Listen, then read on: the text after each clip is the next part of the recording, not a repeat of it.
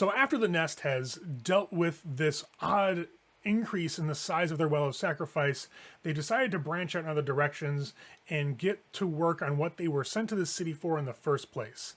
Hunting down rumors and information on the cultivar, the other cults in the city like the Bahari and the cult of Shalim.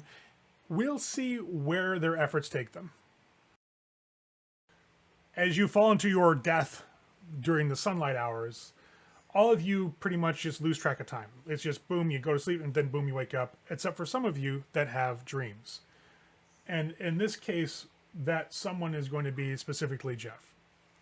Jeff, since you picked up this new merit at the end of last game, which is Whispers in the Dark, you are connected. This tether between you and your patrons has grown a little bit stronger.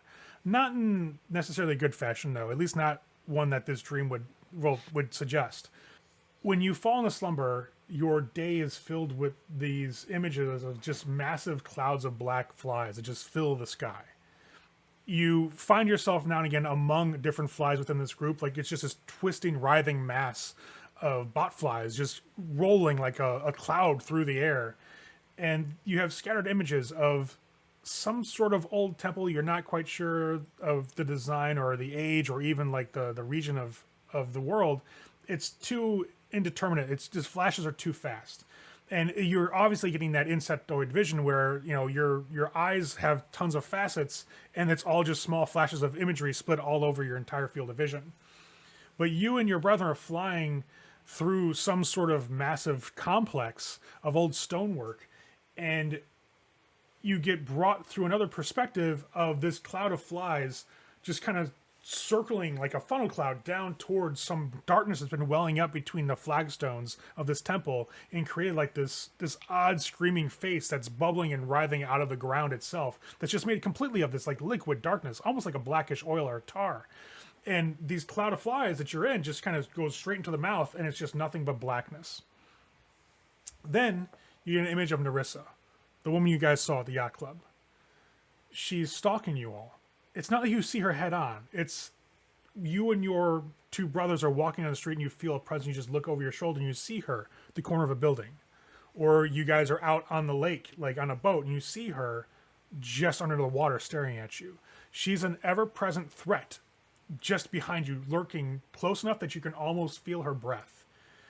And then one night in this dream, she catches you and she devours you into darkness, drinks you until there's nothing left. And that's when you wake up for the next evening. So let me get a rouse check from all of you. Preston gets a hunger. Sullivan gets a hunger. Lemont's fine. You're good. Yeah, that's how the day always starts, but it rarely ever ends that way.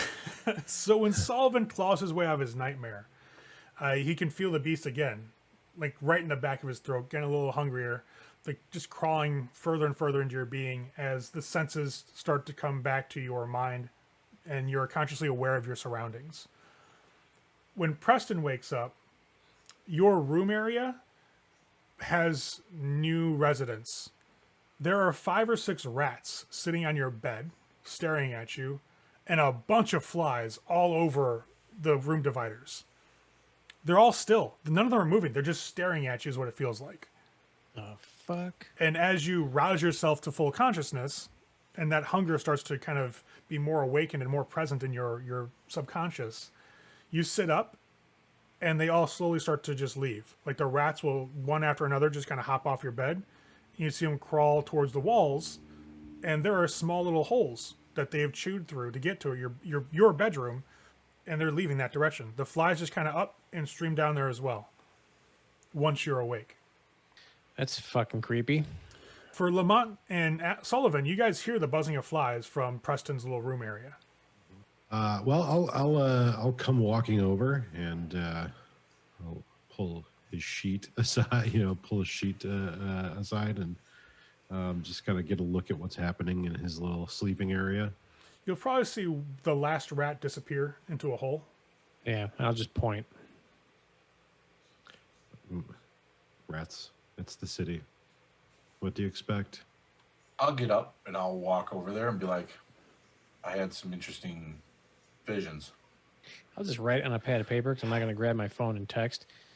They were watching me as I slept. and I'll hold up the thing. You can heal now. You don't have to put us through the labor of reading your text messages. I will try to heal my tongue. It's already back. Oh, it is? Okay. Yeah, that's a weird thing, by the way. You know, you get restored throughout the night, but something like this, when you've amputated something, you would consciously like want to will it to come back. It's there already. Okay. Is the damage healed? Yep. Yeah, so you mark off that point. So I had some dreams. The one that sticks out the most is that woman from last night. Alessandra? Yes, Narissa. She's, according to my dream, and we're not supposed to dream, so I take a little bit deeper look at it, is hunting us and will one day attempt to consume us. Well, that sounds like a premonition. That doesn't sound like a dream. No, Well, I mean, a it's vision pretty of some logical. sort. I mean, that's what happens when you try and drive a hunk of wood through somebody. Yes, she was definitely trying to incite something. I don't know if it was some sort of. I don't think it was what we deal with. I think it was something else. But nonetheless, I don't think she liked having her little pseudo ritual stopped in mid act. And yeah, I would assume she'll come hunting for us. Now, purely coincidentally, I was contacted by the clan yesterday, and they also don't seem to be too hip to the notion of the Lasombra being in the city. Of course, my conspiratorial mind would lead me to believe that they already knew we had some interaction with Alessandra, but I just can't believe that's the truth. But that could benefit us in a short-term sort of scenario if she comes a-hunting. That wasn't the only premonition I had. Those bot flies that were made out of our blood that we saw yesterday in the car driving Your by blood? the yacht club. Yes, my blood. I dreamt that I was in a swarm of them, but it was a swarm with a purpose, going towards this very old building. I wouldn't call it so big to be a ziggurat, but definitely had some sort of power to it. And we culminated, and it almost swirled in a tornado-like fashion into this black, tarry, very similar to what we see at the bottom of our well. Yes. Into this gooey blackness, and that's what snapped me over to the other dream. So I need Could to be document related. that. Yeah, Could definitely be related to whatever you indulged last night. And now something is inside of our well.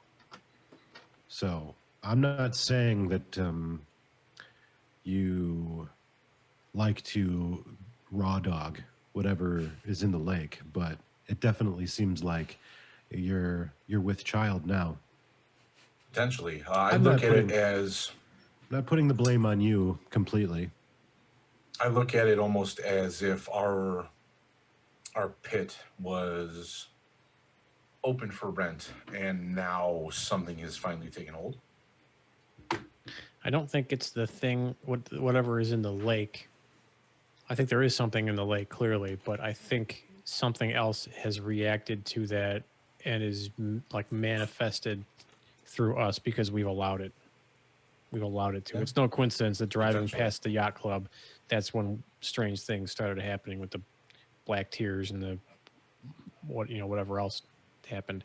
There's a Whatever it reaction is, going on, but I don't know what it is. whatever it is, it's probably some sort of opportunist, something that feeds on carrion, because they're bot flies and rats. So there's definitely survivors. And they took advantage of an opportunity that both of you gave it. Hmm. And now we have to deal with it. So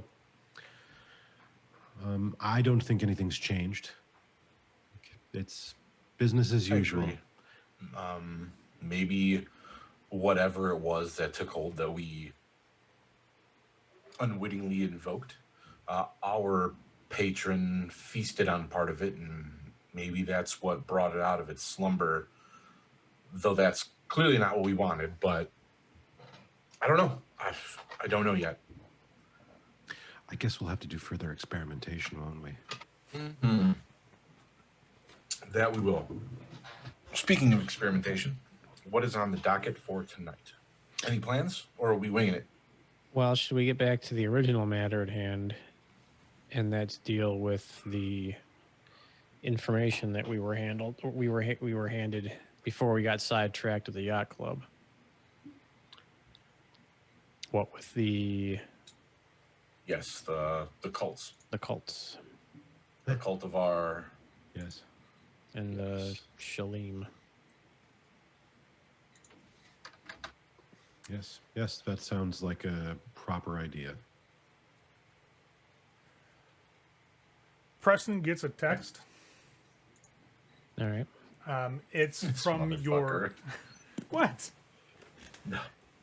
Hey, what you motherfucker? Who what motherfucker? Not you. I was thinking it's like the same Toreador as Oh, fucking no, yeah, right. him. He's like, now you come tonight. Dr. It's like, Benway. you fucking asshole. Tonight, you.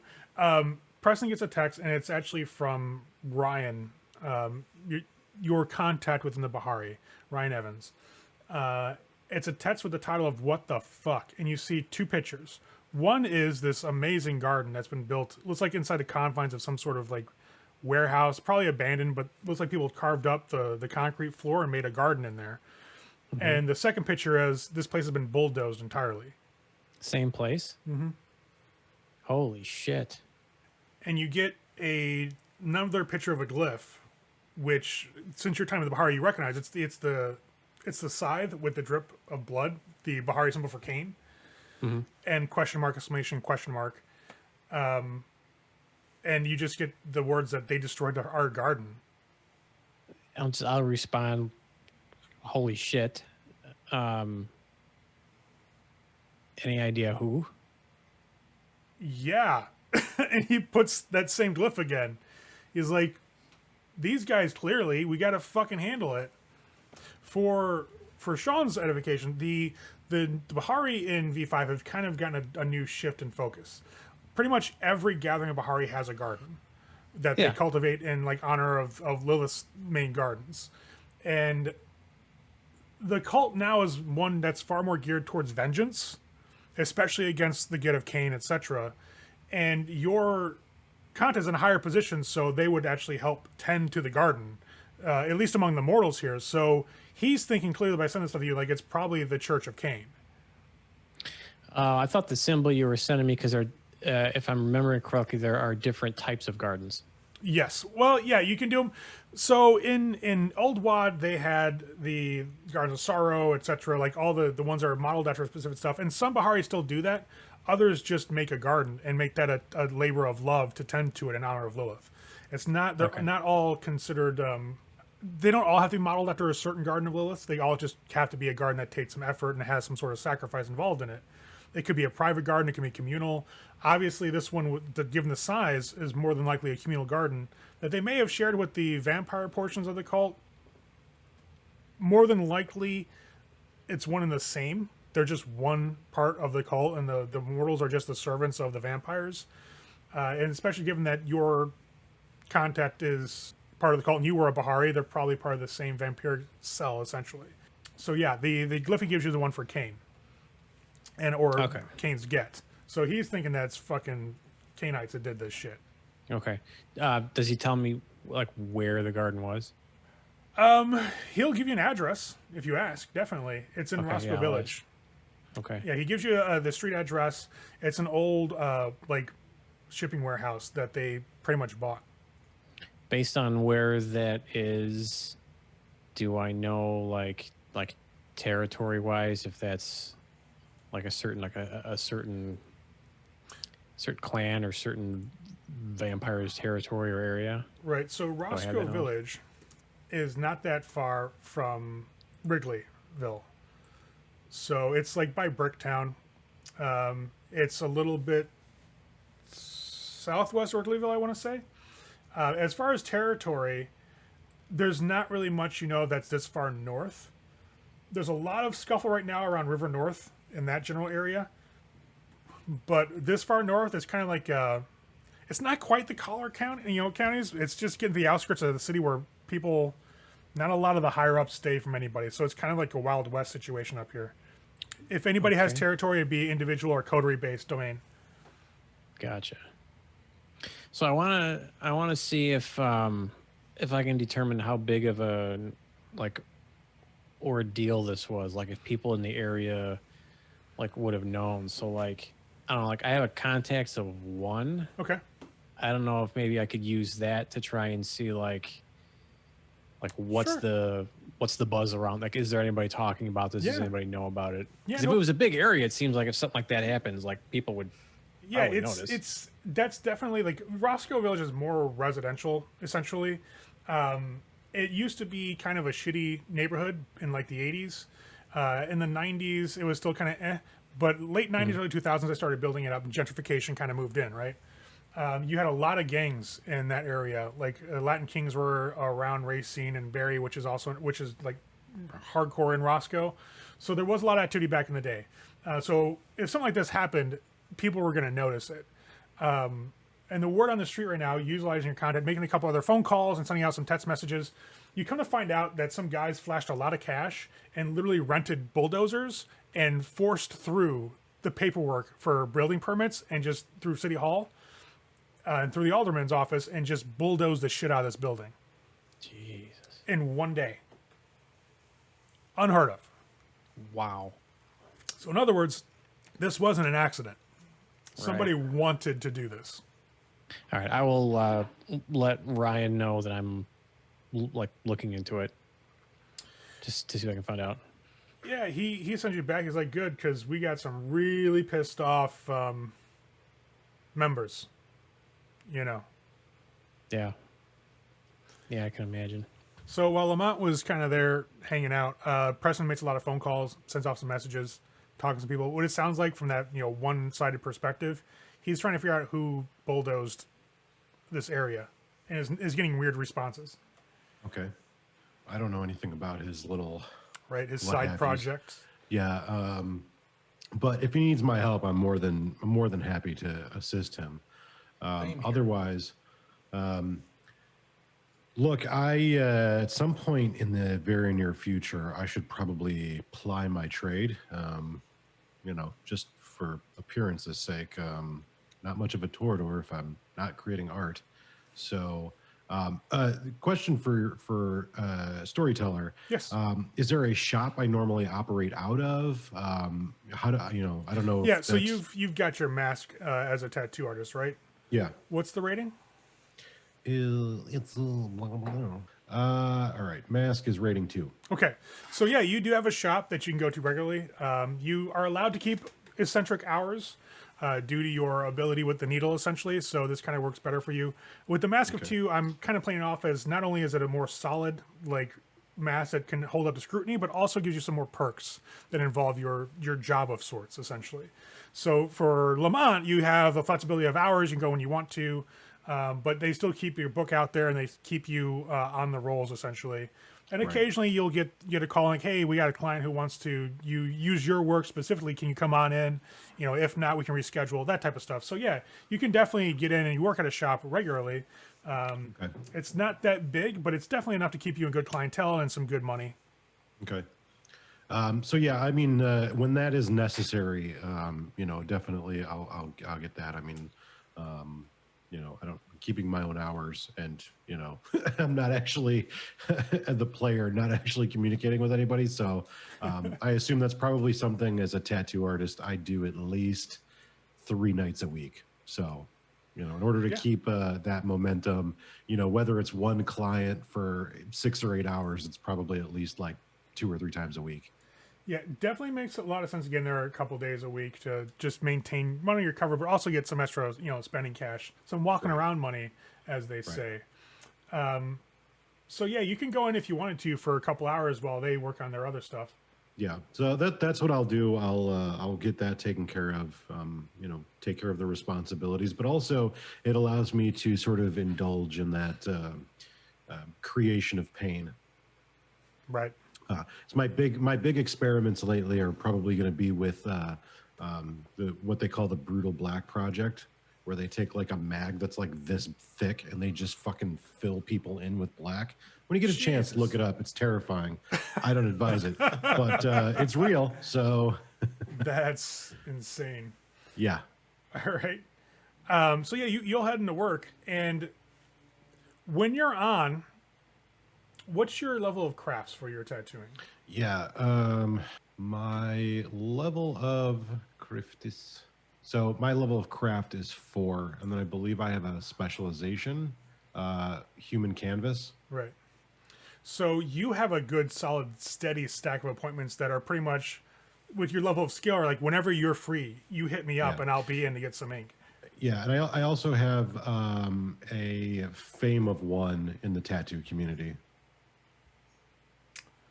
So, that being said, you have a bit of a, I'm not going to say rivalry, but an acknowledgement in another pretty famous tattoo artist in Chicago. And that's Athena Goldacre, which is the mortal mask of Edith, who runs the Painted Lady. She's got craft body art 5. You've got a 4. You're just one step below her. The difference is she uses the old school method, Yeah. not with the machine, but with the actual long with the needles on it, just tap tap tap tap tap, Poke and the stick. the old poke and stick tattooing. She works in that level of art, and you've heard of her before. Obviously, in passing, somebody that skilled is not going to be somebody who's not on your radar as a tattoo artist. Just knowing the competition and knowing what's going on in town. So with a 4, she has definitely taken notice of the shop you have kind of set up yourself shop with. Made your residency. So occasionally people will come by, and you can tell what they are immediately. They're kind of shopping you to see how good you are, getting some ink, and then their commentary of it while you're doing the process is all very much in theme Yeah. with their artists themselves. Like they know what you're doing. They're just asking you about your process. Within the culture. Right. Definitely dropping all the hints. Nobody says, hey, come work for us over here. But there's definitely, you should check out some of the art over here sometime. And that definitely is said. And you know who runs the place. Now, moreover, you also know now that Edith is a member of the Cultivar, apparently, at least according to your contact. Okay. So that could kind of make sense with her style of tattooing as well, which obviously is a lot more painful than the traditional using the mechanized. So that's one thing that's up and about. The night at the shop, as you get in, you just start calling your your appointments. Hey, I'm in tonight. Come on by when you have a chance. And they quickly start rolling in. So you're booked pretty steadily throughout the evening. Give yourself some time to stop, etc. when you want to, but you're pretty solidly set up all night if you want to work that long. Yeah, I mean, I'll work until I get a phone call from one of them telling me. But what I will do is, I'll before I get started, I will definitely scrounge up the information for Athena Goldacre's shop, just so I can go in and take a look and check it out. Because if that is the traditional style that she does is not something I'm familiar with. And as far as like my mask is concerned. So definitely having a Toreador come to a Nosferatu might just be the in we need to get in a little bit closer to the cultivar. Fair enough. Yeah. So the shop that she runs is called the Painted Lady. It's in Old Town. Which, let me see a location where you guys are. Old Town is pretty much south of you guys, from what it looks like here. Yeah, it's between you guys and like the rack and the Baby Chorus domain. So where you have like the Chicago History Museum and North Avenue Beach, she's directly west of that, while you guys are north of that quite a bit. So that shop is kind of on your way into the city proper. Now, the Painted Lady it's a tattoo shop, appointment only, and it's also a BDSM dungeon. Okay. So that's kind of the clientele that is offer to, like, you have the tattoo parlor and then you have the dungeon itself, obviously separate. Right. But it's definitely a weird, eclectic place. And whenever Edith is there as, you know, as Goldacre, you have people that come from all over the city and out of state to come get tattooed by her. When she deigns to tattoo somebody, the way that the word on the street is that she does her process is she will take somebody who's interested in the work, that's willing to pay the price, to come in for a consultation. You basically pay her a consultation fee, and she decides whether or not she's going to tattoo you. Yeah. And if she doesn't like your canvas, she kicks you out and keeps the fee. So she's a lot more selective with her clientele who actually wears her art. Yeah. Okay. Well, what I'll definitely at some point in the night call there and try to make an appointment. I'm willing to go consult. Okay. So you calling up and you get basically, it sounds like a probably early 20s guy that picks up the phone. Is like, yeah, painted lady. I'm looking to have a consultation with Miss Goldacre. Oh, yeah, sure. Just so you know, she's a bit booked for the rest of this week. I probably won't be able to get you in until the beginning of the next week. And the consultation fee is a $500 non-refundable retainer. I'm aware, yes. Okay. Would you like to pay in person and come by when you set up your appointment, or would you like to do it over the phone? I can take your card if you wish. I pretty much deal in cash, so Okay, yeah, so you I'd like to come on pay. by. Excellent. Yeah. Can I get your name? Yes, my name is Lemont. Last name? I forgot my last name. No problem. Well, it is Gail from what I'm seeing. Yeah, What I have in mind. it's Gail. But is that the Sorry. same name on your mask though? Yeah, that's Okay, cool. that's the name on my mask. Okay. Yeah, You hear him as you speak your last name. He's like, Mr. Gale, you want a consult? of course. I don't have a piece from Miss Goldacre. We would be happy to have you come in whenever you're ready. I can bump you up if you'd like. No, I don't want any special privileges. Okay, I'll make a note here. How about, and he'll give you like and that's Tuesday night at like 10 o'clock. That would work perfectly for me. Thank you. All right, no problem. I've marked you in a calendar. Just when you come in, whoever is working that night, just go ahead and give them your retainer, and we'll see you within 20 or 30 minutes of that. Great, fantastic. Thank you very much. Yeah, thank you, Mr. Lamont. And he'll hang up. Okay, I'll call you, Sean. Call your character. I won't Hello. call you because you're a human, but I'll call your character. I set up an appointment with a pretty renowned tattoo artist that might. We'll talk more in person, but I might get a piece on my body that's incredibly unique, and that might bump up our visibility in the city. Oh, that's great. Where at? Place called Painted Lady. Yeah, All right. with Miss Goldacre. She's a renowned tattoo artist. Like I said, we'll talk more later. It's no small fee to just get in the door with her, but hopefully, yes, maybe it could be a coup for our group, for my art, for our collective art. That's great news. You want us to meet you down there, or you? Oh no! If you want to swing by the shop sometime tonight, we could talk more candidly about it and the Yeah. arrangements and everything. But yes, that's about it. No, I just wanted to let you know. Okay, yeah, we'll swing by. Okay, sounds great. All right, Jeff. Since it's just the two of us, I will tell you. I'll start telling you all about like more detail on what my Bahari contact had told me. And I'll let you know, like the Bahari, they have these gardens, right? And they're like sanctuaries that they use for different purposes, like enlightenment and all those sorts of things. So they're very important to the members of this cult. So for one of these gardens, and this was a big one, to be bulldozed in a day with a lot of money being thrown around, it's an obvious attack on that cult. So I think there's a chance that this may be related to kind of what we're looking into. I'm sort of almost leaning towards the cultivar being involved in this because there's just a lot of similarities between the cultivar and the Bahari, and I can sort of see that coming into conflict with each other. So like I told him I have a contact in the Bahari, and so I told him I'm looking into it and stuff. But just so you know, like that's what happened, and I do think it might be related. So It could be. just something that It could also we be should there's a all know lot of about. there's a lot of oddities within the past couple days. I don't think it is too far fetched to think that maybe the La Sombra issue could be enhancing irritability or even maneuvering pawns unknowingly that could have done that. A place that exudes life and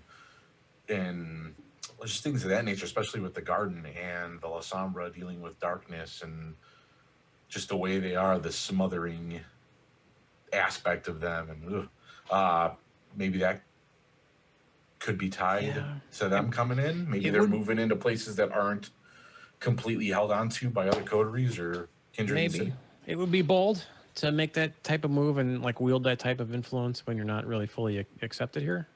But at the same time, Weird. they're La Sombra. Who knows? But you know what? Honestly, though, it could be. I mean, it might not necessarily be the cultivar because, like, what the Bahari believe in is sort of heretical to some.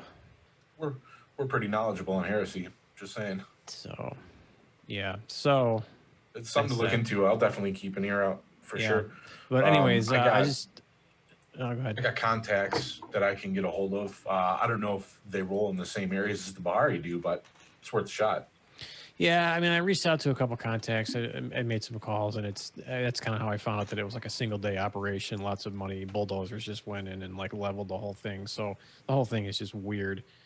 But we got to go swing by Lamont's place. All right, give me 2 minutes. Ray, I'm going to pull out my my work laptop. Yeah.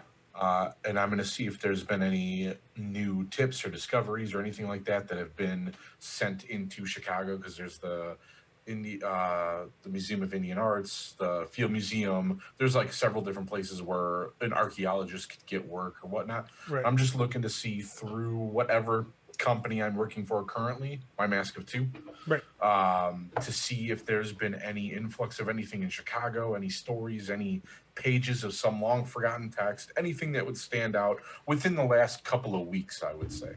Well, the softcover Necronomicon has hit the shelves. Sorry. Just a Color Out of Space joke there. If anybody's seen that, by the way, it's a great movie, the new one with Nicolas Cage. But what's funny is the daughter has a softcover copy of the Necronomicon. Yeah, just sitting on bookshelves. That's how you do. Anyways, Good times. nothing really has been a huge influx.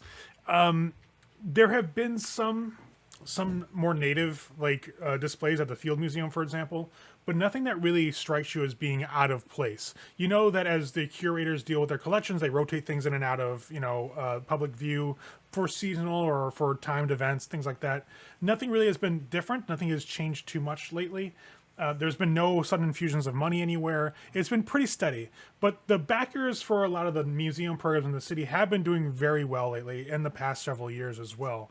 And that's one big thing that, as you guys came to the city, you were definitely told about, is that Prince Jackson definitely supports STEM, so science and technology. He's really into getting that and using it as an uplifting thing. So under his watch, there have been a lot of undead patrons of these types of organizations. And so this has been kind of a heyday for all the museums and for all the scientific branches out there. So compared to an average part of the country, there's definitely a lot more than normal going on. But if you look back, especially looking through the history and the organization you work for, they're not seeing any unusual spikes. It's just a higher level than normal in Chicago for the arts and for the sciences.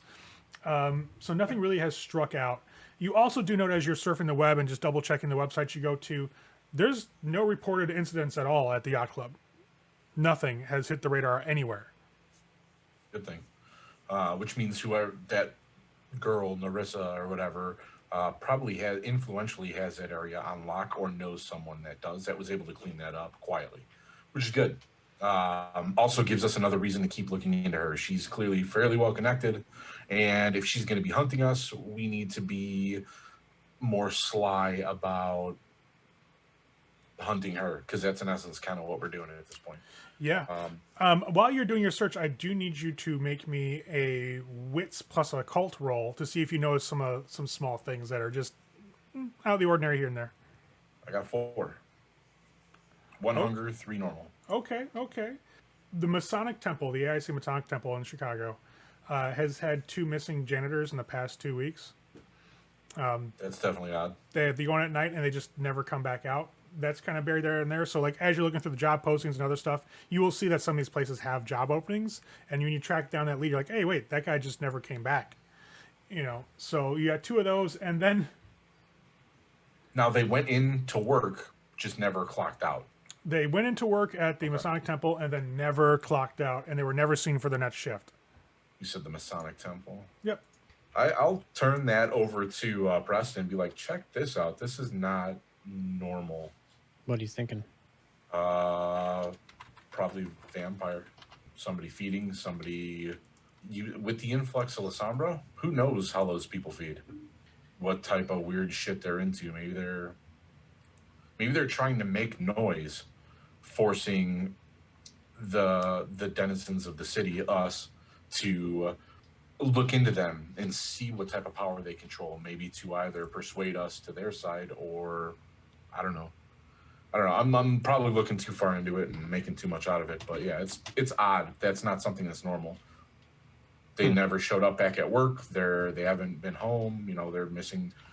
There will be missing persons reports probably soon by their families, is my guess. Yeah, this is definitely not normal. And both from the same place?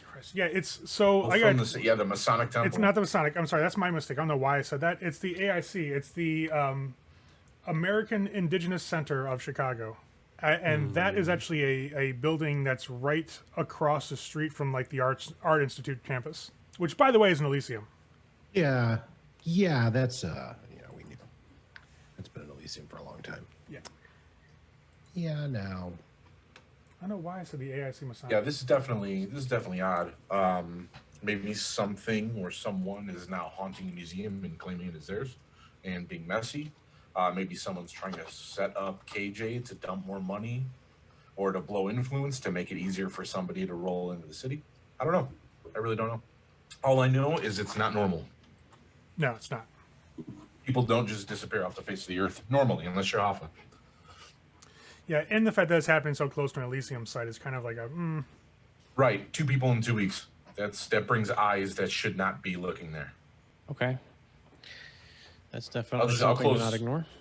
Before I close the laptop, I will look for one more thing. I am going to look through just a general database to see on any of the museums in Chicago if they have any old Sumerian, any old style the Field things Museum.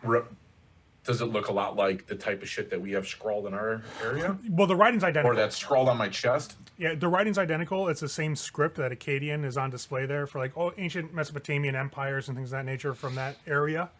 So that's definitely a thing that is certainly at the Field Museum and some of the more historical. Can I use those scripts and those words to help with our translation, considering it's not normal on the internet? It's just somebody looking into shit that's already been researched. Oh, somebody's browsing this in the museum. Well, with your connections as an archaeologist, and actually one that works as a consult, you could actually probably get in touch with the curators to get access to a translator, somebody who actually knows the language from one of the universities nearby, if you wanted to. Absolutely. I will send basically a formal email as if I was conducting business. Right. Looking for somebody who can potentially translate this. For work I'm looking into out of country, I guess. I'll put. Are you giving any examples of the script that you guys have or no? Or are you just going to say, I need somebody who can speak this language or can translate it without giving any clues as to what it is? I will give a vague idea of something potentially related to what's going with the stuff they already have at the Field Museum. Thing maybe that I got a thing with the thing. Yeah. Okay. Yeah, you'll send a letter out. It's since you are doing the letter after business hours, it's going to take until the next day for somebody to get back to you. Sure. So, but you'll send off the email.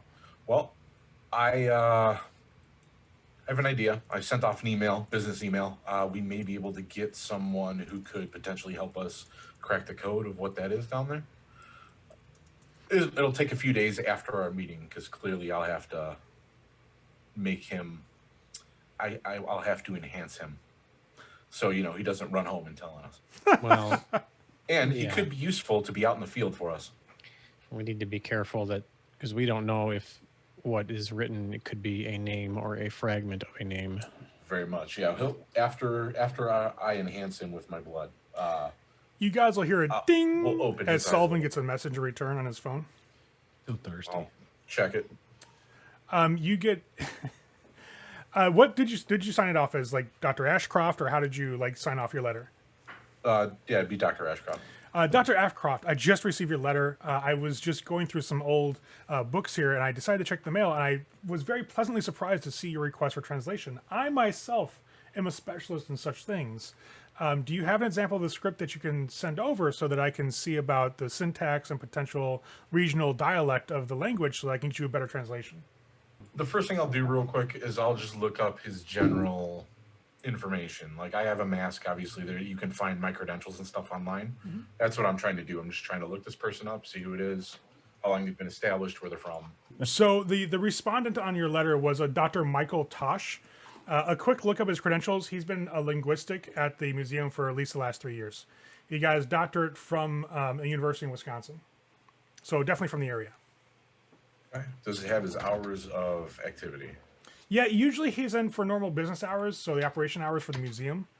But clearly he was there for after hours, like he said. All right. Dr. Michael what? Tosh, Tosh. Okay.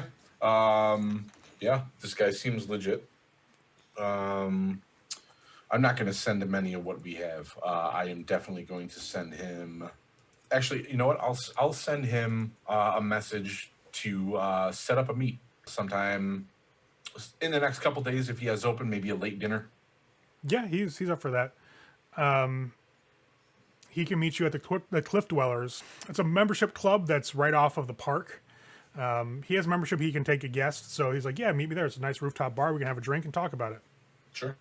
I think you do might so. be safe as long as you don't show him the like what is written on you.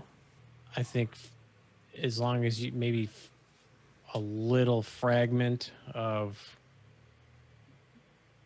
like what was there before that we know isn't a name, just so that maybe it could help get us a start. Or maybe Sure. maybe your contact will be able to provide like some cultural frame of reference for time frame when dialect of that may have been used to get in a better like background info of If he's good enough, what I'll may give be him. behind it. I'll make him a servant, and we'll be able to use him further if he's good. We'll see. I'll worry about that later. Let's go meet Lemont. Yeah, we'll head out to Lamont's. All right, so you guys hop in the vehicle and make your way out to Lamont's tattoo shop where he works. You guys get there without incident. It's not that busy of a night, at least not on the roads anyways, that you can use to get there. So your travel time isn't that long.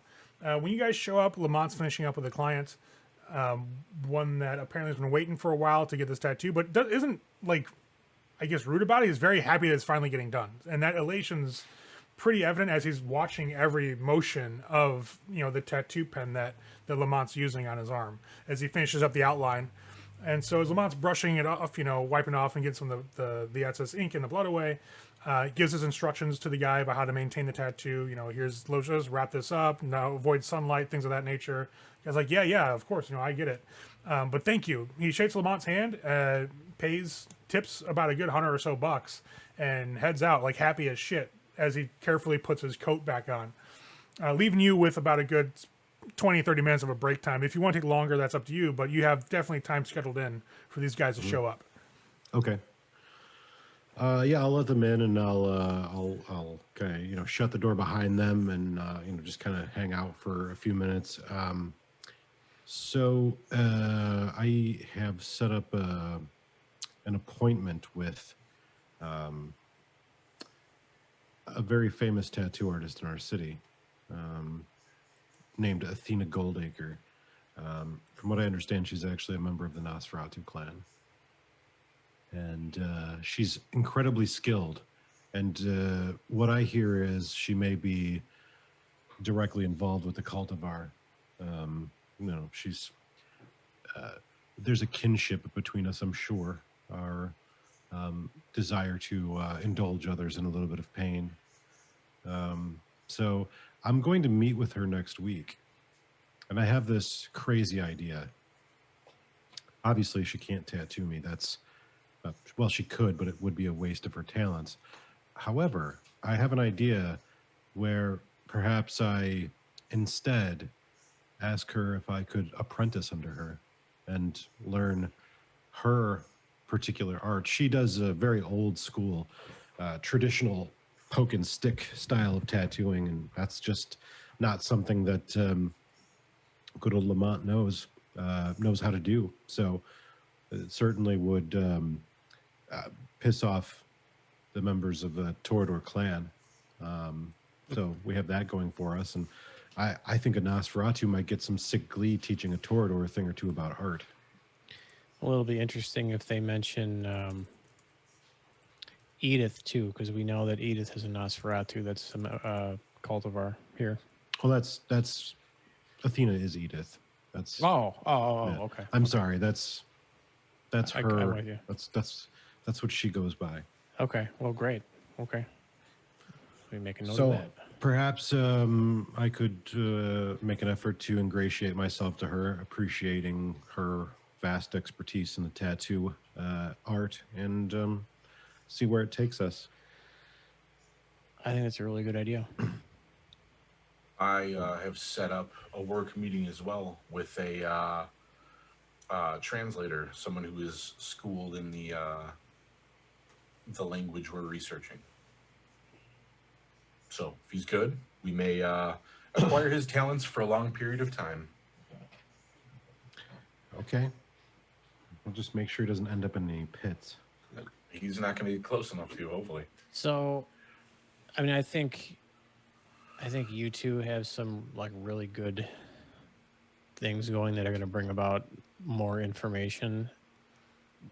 For me to get like overtly involved with doing what I would normally do, which is like ingratiate myself with a cult, get on the inside and like do the whole disguise thing and get on the inside and see. I feel like here that might attract the wrong kind of attention, especially since we're trying to pretend like we're trying to play ball and like, hey, I'm actually a Toreador.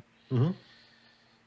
So I'm almost thinking what I ought to do is start plugging myself a little bit more into normal city stuff and see what that uncovers. I could try giving Son a call because he wanted us to do stuff. Certainly. I think that's a tremendous idea. And just, kind of put out, like, I'll be the face of normalcy, I guess, and get us plugged in there.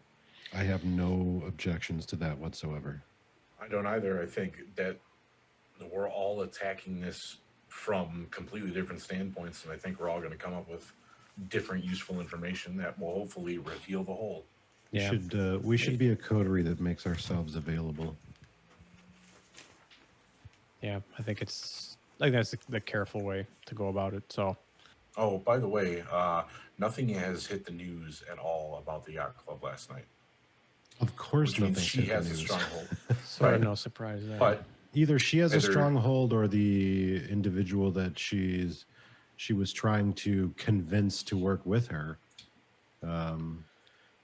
which was a Hakata, which also I don't know if there are any known in the city that I can recall. Well, I mean, it wouldn't be something that I don't think those of us that are of our station, or whatever. I don't think we'd have any knowledge of that. I don't know even what the Camarola's new position on that cult even is. I know the Giovanni were always sort of like There. persona non grata. Leave them alone. Don't fuck with them. They won't fuck with you. But I don't really know. The Hakata is a new thing for me. So yeah, I don't know if it's just a like a marketing ploy, a rename, or what? But Yeah, I don't know. I'm not sure. There's just so much going on right now that doesn't seem like a coincidence. no, there's nothing that's coincidental. Everything is tied together in some way, shape, or form. Free will is an illusion and a lie. But yes, let's the plan of attack that we were debating, I think, is perfect. Contact Sun, see what he needs. Tell Yeah. him we're available and we're willing to make ourselves available for him. So the Coteries decided to call Jason Newberry, aka Sun, the Malkavian Primogen, to see what he needed their help with. I'm sure this is going to go perfectly fine, and everything's going to be completely on the up and up because Sun is such an outstanding individual. Or we'll see what happens next episode. See you guys then.